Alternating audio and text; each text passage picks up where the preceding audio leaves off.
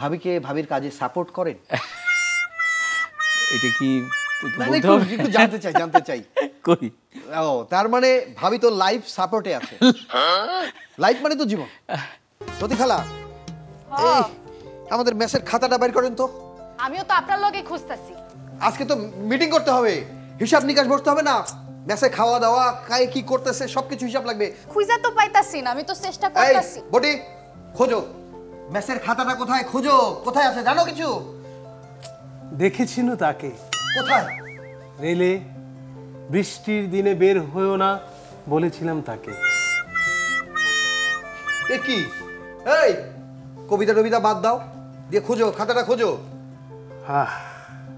বৃষ্টির দিনে বের হয়েও না, সর্দি আসবে, জ্বর আসবে, ভিজে গেলে মাথা, সাথে রেখো রেইনকোট অথবা একটা ছাতা।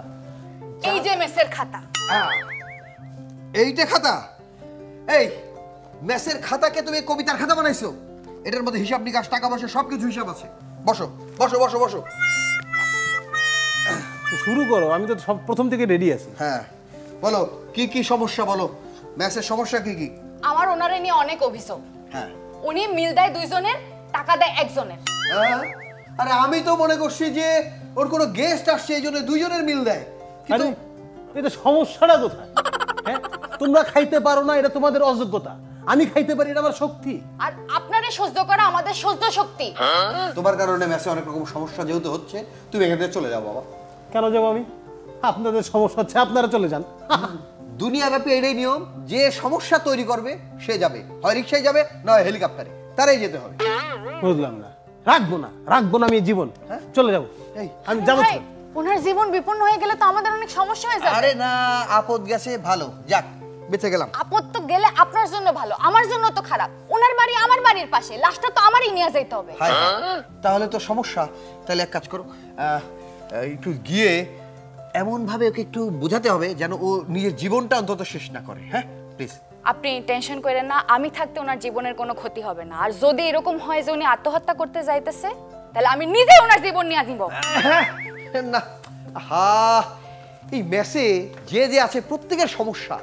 জীবন যে কি এরা আসলে কিছুই বোঝে না। জীবন কাদা মাটির কোনো মূর্তি নয়, আঘাত দিলেই ভেঙে যাবে। মন উড়ন্ত কোনো বেলুন নয়, ফুল ফুটালেই চুপসে যাবে। আসলে জীবন সম্পর্কে সবাইকে সম্যক ধারণা দিতে হলে আমার মনে হয় জীবনকে সামনে রেখে যদি জীবনের সঙ্গে কথোপকথন করি তাহলে সবাই বুঝতে পারবে। প্রিয় দর্শক, সবাইকে ঈদের শুভেচ্ছা, ঈদ মোবারক জানিয়ে শুরু করছি চ্যানেল 24-এর ঈদের বিশেষ আয়োজন সালাম স্টিল প্রেজেন্টস সবাই তো ভালোবাসা চায়, powered by Guru carbonated beverage. আর আমাদের আজকের অতিথি, যার ইমেলের চেয়ে ফিমেল বেশি পছন্দ, যার হার্টের সমস্যা কিন্তু কিডনি খুব ভালো, প্রিয় মুখ, প্রিয় অভিনেতা, প্রিয় নির্মাতা শরাফ আহমেদ জীবন। প্লিজ চলে আসুন ভাই, আপনি আসুন।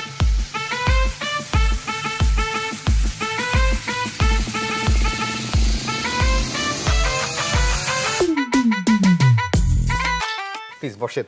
থ্যাংক ইউ, সুন্দর লাগতেছে তো। শুরুতেই জানতে চাই জীবন এখন কেমন চলছে? জীবন তো চলমান, তো এটা তো আর থেমে থাকবে না, চলছে গাড়ি যাত্রাবাড়ি এরকম আর কি। ভাই আপনি যখন লাইনে দাঁড়ান তখন সেটা তো হয়ে যায় লাইফ লাইন। আর শুরুতে একটু জানতে চাই যে ভাবিকে আপনি ঠিকমতো সহযোগিতা করেন? ভাবিকে ভাবির কাজে সাপোর্ট করেন? এটা কি একটু জানতে চাই কই? ও তার মানে ভাবি তো লাইফ সাপোর্টে আছে। লাইফ মানে তো জীবন। লাইফ সাপোর্টে আসলে কি ভাবিরা থাকে না ভাইরা থাকে, এটার জন্য তোকে একটা বিয়ে করতে হবে। আচ্ছা এবার একটু জানতে চাই, আপনি কখনো ভাবিকে বলেন যে বুঝলে ঝামেলা না করে জীবনটা উপভোগ করো? বলি। ভাবি কতটা জীবন উপভোগ করে? হ্যাঁ সেটা তো করেই, দুটো বাচ্চা যেহেতু